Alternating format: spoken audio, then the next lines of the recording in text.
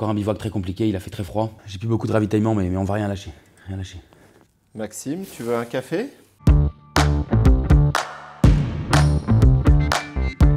Aujourd'hui, on prend de l'altitude. On est sur les hauteurs du lac d'Annecy qui est juste là. On se trouve en plein dans la forêt de Semnoz. Je vais rencontrer Julien Mas-Navette. C'est qui Julien? Julien, c'est un vrai amoureux de la forêt. Il est technicien forestier et on va prendre un grand bol d'air avec lui aujourd'hui. À toutes.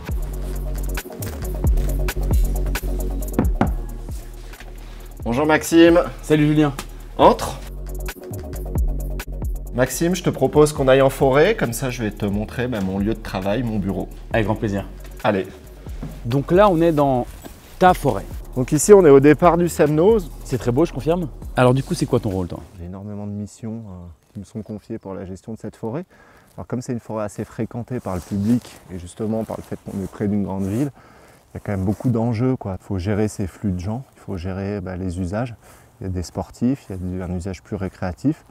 Il y a aussi des pratiques comme la chasse. C'est beaucoup de choses à faire cohabiter ensemble et c'est super intéressant. C'est ça qui rend le travail très riche parce qu'on fait de la gestion forestière, mais on fait aussi beaucoup de missions qui sont liées à l'accueil du public et qui permettent à tous ces gens de pouvoir profiter de ce bel espace.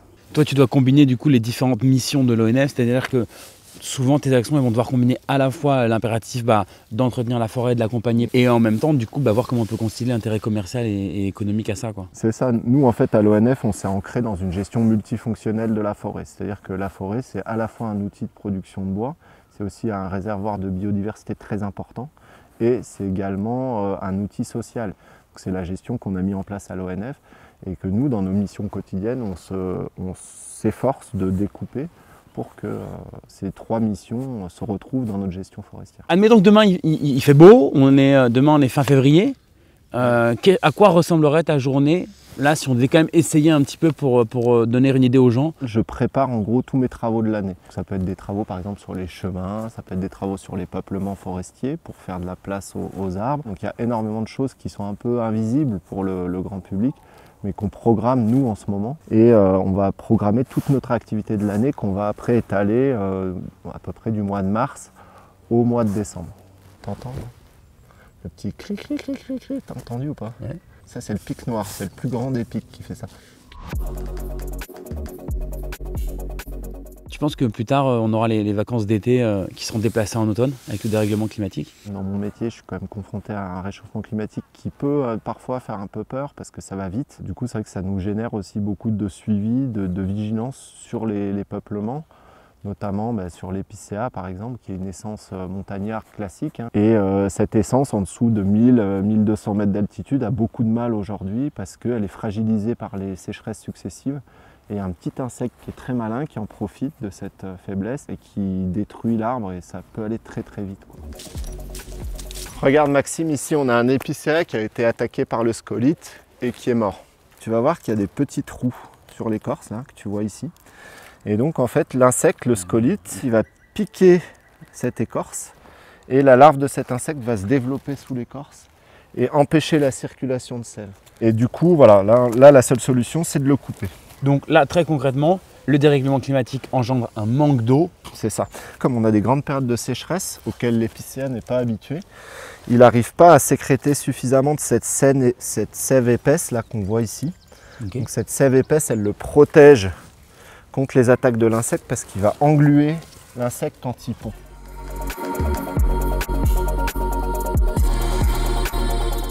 Maxime, je tenais à t'emmener ici. C'est le plus beau panorama de mon triage. On est au sommet du Semnoz ici, quasiment au sommet.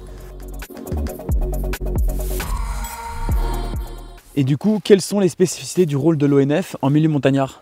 On a effectivement des contraintes qu'on ne retrouve pas ailleurs en montagne.